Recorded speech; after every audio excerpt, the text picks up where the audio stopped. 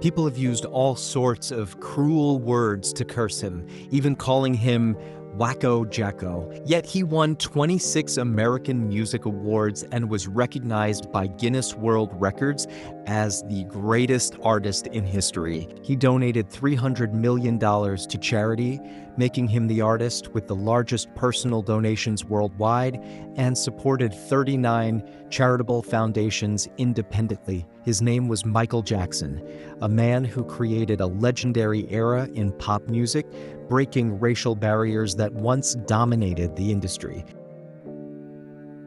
However, accusations of child abuse and his changing skin color led people to slander him as a race traitor and pedophile. Even today, 13 years after his death, Michael Jackson continues to be insulted, misunderstood, and defamed by many in the media. Why did people attack him so harshly? Why did even his family at times oppose him? Who was Michael Jackson, really? Beyond the two child abuse cases, what other little-known stories surround him? Now let's go back in history to find the truth.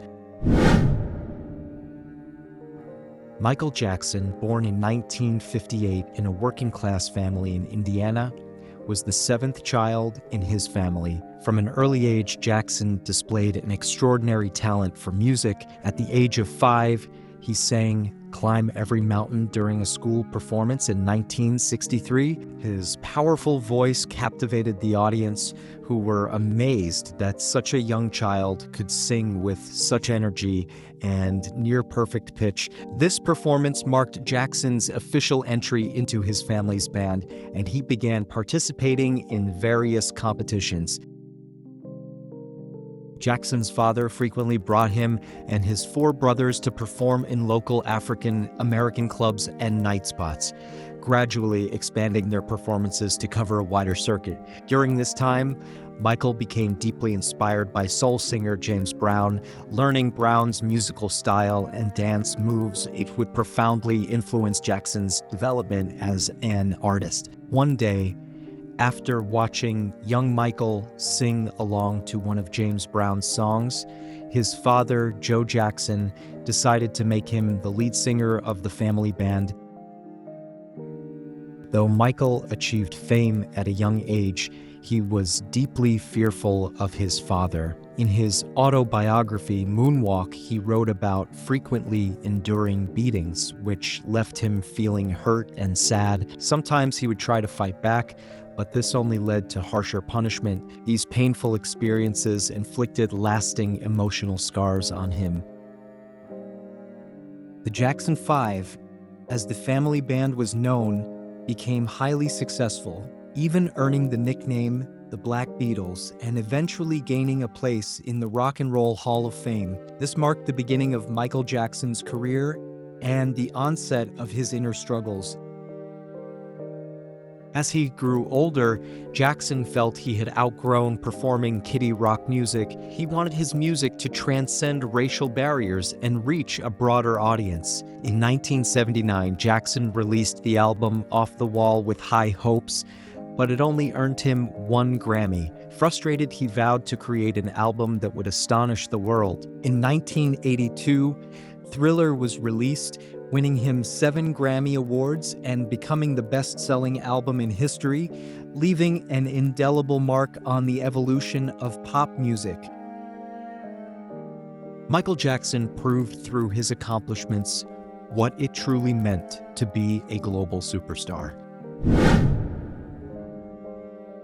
In 1987, Michael Jackson's album Bad was released and his fans were stunned. The Michael Jackson they saw on screen looked nothing like the image of him they once knew. This kicked off a media frenzy with relentless speculation about his skin color and rumored cosmetic surgeries, a topic that would persist for decades. Yet, despite the rumors, people's love for Michael Jackson's music and dance never wavered. Just as the public began to move on from his changing appearance, Michael's older brother Jermaine released a single that left an indelible mark on him. The song, titled Word to the Bad, included lyrics accusing Michael of abandoning his true self, questioning why he had rejected his skin color, and labeling him as ungrateful, a harsh statement coming from his own brother. Meanwhile, the rumors grew increasingly outrageous. People began to accuse Michael of skin bleaching. Some even alleged he was betraying his race and labeled him as a racist. His appearance and skin color were constantly criticized and misrepresented. In a 1993 interview, Michael addressed his skin condition, and after his passing in 2009, his autopsy report confirmed that he suffered from severe vitiligo, but by then, the damage from years of speculation had already taken root deeply in the public's mind. Michael Jackson could never quite understand why his every move seemed to be scrutinized by the entire world, why people seemed so determined to target him. Michael Jackson was born in a black, low-income neighborhood. From a young age, he was introverted and shy. His father often criticized his appearance, and after becoming famous, Michael's insecurities about his looks only deepened. Unhappy with his appearance, he underwent multiple plastic surgeries. The American celebrity magazine In Touch once held a poll to rank the most eccentric stars in Hollywood, where Michael Jackson topped the list. However, rumors didn't hold back his career. His 1987 Bad World Tour spanned 123 shows globally. Along the way, he donated proceeds from his performances and spent $52 million that year to build the Neverland Ranch, which he opened to children worldwide for free. He even installed a special care facility within the estate's movie theater, allowing terminally ill children to receive treatment while watching movies or magic shows. People often saw Michael Jackson's choice to build his estate and spend time playing with children as strange, sparking widespread judgment and gossip. In his single childhood, Jackson expressed his deep feelings, saying, "My fate was to make up for a childhood I never knew. Before you judge me, try hard to love me, look within your heart, then ask yourself, have you seen my childhood?" In 1993, at the 35th Annual Grammy Awards, Jackson shared a heartfelt message with the audience, but sadly, few truly cared about his honesty. In August of the same year, Michael Jackson was accused of sexual misconduct by a boy named Jordy Chandler and his father, Evan Chandler. Evan Chandler alleged that Michael Jackson had sexually abused his son. Jordy Chandler provided a detailed description of Michael Jackson's private parts in court. As a result, prosecutor Tom Sneddon took the opportunity to subject Michael Jackson to a humiliating strip search.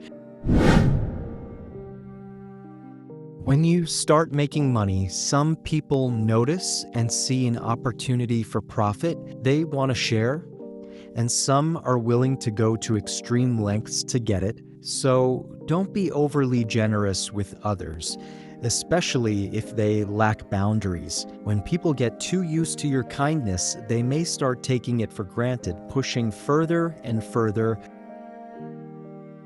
Michael Jackson found himself in this situation, not fully understanding why even a close family member, his second eldest sister, would betray him. His legal team, trying to protect his worldwide tour, urged him to settle out of court. In the end, Michael Jackson gave in. He agreed to an out-of-court settlement, paying $22 million in installments. The Chandler family and their lawyer got the wealth they wanted, but Michael Jackson lost his dignity. The emotional and physical toll led him to a painful dependence on medication. After 1993, Michael Jackson's career began to hit a plateau. In an effort to revive his career, Michael reached out to his brothers in 2001, hoping the Jackson 5 would reunite. However, his brothers requested a fee of $250,000 each for appearing, with additional charges for performing together on stage. Later, Jermaine, his older brother, even demanded $500,000 per person. Disappointed, Michael wanted to cancel the reunion, but after his mother, Catherine, urged him to reconsider, he chose to compromise. "I'll Be There" had always been a staple for the Jackson Five during their performances, but at this paid reunion in 2001, Michael's voice was hoarse from the first line. He continued, fighting tears, and although he poured his heart into the song, no one joined him in singing. By that time, Michael's health was already in decline, and before the show, many were worried whether he could even perform. Despite his condition, Michael managed to go on with the concert, relying heavily on medication, often singing with his eyes closed as he struggled to keep going. In 2003, Michael was interviewed by journalist Martin Bashir, and during this time, he met a young fan named Gavin, a boy with cancer who idolized him. Wanting to help, Michael paid for Gavin's medical expenses and encouraged him to keep fighting. Unexpectedly, however, this young fan later accused Michael of sexual misconduct. Meanwhile, Bashir's documentary seemed crafted to focus public suspicion on Michael's personal life, subtly questioning his sexual orientation. Naively, Michael didn't realize that Bashir's true intent was to damage his reputation. This incident opened a floodgate of similar accusations. Tom Sneddon, the prosecutor from Michael's first child molestation case, reemerged with new charges, accusing him of 10 counts, including child molestation. Police publicly arrested Michael, placing him in handcuffs and leading him to the station in front of the cameras. Determined to imprison him, the prosecutor employed ruthless tactics, even mocking Michael's music at a press conference. Media largely supported the allegations, turning against Michael. Tired of the baseless accusations, Michael told his legal team he would no longer compromise. He was ready to fight. In America, a defendant's fate is decided not by a judge, but by a jury of 12. But when Michael looked up in the courtroom at the jury, there wasn't a single black face among them. After a 5-month trial, Michael was found not guilty. Yet as he walked out of the courthouse, pale and drained, his fans held signs that read, "Michael Jackson, we apologize to you in the name of humanity." But the damage was done. Michael was left emotionally shattered, feeling no joy even in his exoneration. Michael Jackson once told his mother, "I don't trust people anymore. I don't understand why they're doing this to me, trying to take what I have, even if it means ruining me." After that, he left the United States, taking his children with him. They moved around, sometimes in Bahrain, sometimes in South Korea, often living in rented houses. His career, health, and finances continued to deteriorate. By the end of his life, Michael was in debt to the tune of $500 million, yet no one was willing to help him. Entertainment companies pressured him repeatedly to make a comeback, but he refused. In 2009, with his financial situation worsening and for the sake of his children, Michael decided to return to performing. However, a series of moves by his manager pushed him to the brink once again. Michael was required to perform a show every other day with no breaks, giving him no option but to comply. Even so, he worked hard, rehearsing for a full 3 months. Each night, he relied on dozens of pills just to get to sleep. Then, 4 months before the concert, the organizers had Michael undergo a full medical examination, which revealed that he was in good health aside from an allergy to pollen. On June 24th, Michael rehearsed on stage for 6 hours, then spent an additional 3 hours practicing in his dressing room. He went home that night and never returned. Hours after Michael Jackson's death, His sister, LaToya Jackson, along with other family members, stormed his home in a frantic search for any cash he left behind. They took furniture, some of which had been rented, and went through his computer, discovering a collection of 100 unreleased songs. Following his death, the media and political commentators continued to speculate on Jackson's skin color, appearance, and past legal issues, often defaming him rather than acknowledging his unparalleled musical contributions. Rather than appreciating his art, people were more interested in discussing the rumors surrounding him. In 2012, shortly after Michael's anniversary of passing, his beloved sister Janet and brother Jermaine, alongside their siblings, attempted to take over guardianship of their mother and gain control of Michael's estate, hoping to secure his inheritance. 4 years after his death, Wade Robson, who had once defended Michael during his legal battles, filed a lawsuit accusing Michael of abuse, a case that would drag on for 8 years. Then, in 2019, 10 years after his passing, HBO aired Leaving Neverland, a 4-hour documentary filled with allegations from James and Wade, former friends of Jackson. The film spurred an uproar as their families also spoke out against him with harsh words. Despite strong opposition from Jackson's fans, many mainstream media outlets took the film's side, encouraging a boycott of his music. With a 98% rating on Rotten Tomatoes and a 7.0 on IMDb, the documentary garnered significant support, including endorsements from various celebrities who spoke against child abuse. Seeing Michael Jackson's legacy once again tarnished by accusations and the wave of backlash that followed, his fans and supporters lamented that these critics seemed blind to the impact he made. While some argued he ruined lives, they overlooked the $300 million he donated to charity and the hope he provided to countless people. Detractors complained that people still listened to his music, yet ignored his monumental contributions to pop music. Some labeled him a malicious figure without acknowledging his childlike innocence and unwavering trust in others. Critics called him a traitor to his race, while neglecting the pride he took in his Black heritage and his efforts to break racial barriers in music. Despite claiming he was only self-serving, these critics showed little understanding of who Michael Jackson truly was, missing the mark entirely. The malice toward Michael Jackson has never stopped. These people seem obsessed with slandering him. They've somehow turned a baseless accusation into a truth they actually believe.